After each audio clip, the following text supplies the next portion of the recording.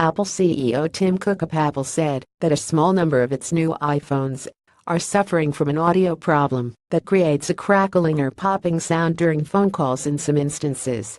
The problem affects the new iPhone 8 models that went on sale earlier this month and has been reported by several users on online forums such as MacRumors and Apple's support forum.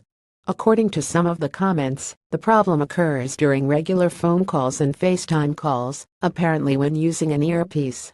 But the crackling sound seems to occur sporadically, with one online commenter saying it happens on 1 out of every 3 calls.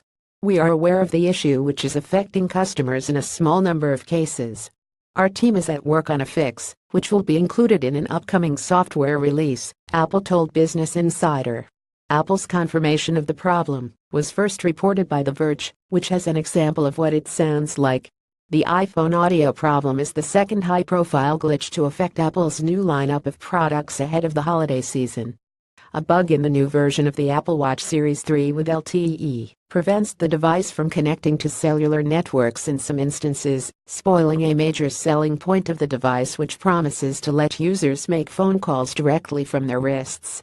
Business Insider did not experience the iPhone 8 crackling sound problem in the review unit we tested, although The Verge noted that a phone owned by one of its editors suffered from the problem. Visit Markets Insider for constantly updated market quotes for individual stocks, ETFs, indices, commodities and currencies traded around the world. Go now. See also: Apple can patch bugs, but its biggest Apple Watch problem can't be fixed.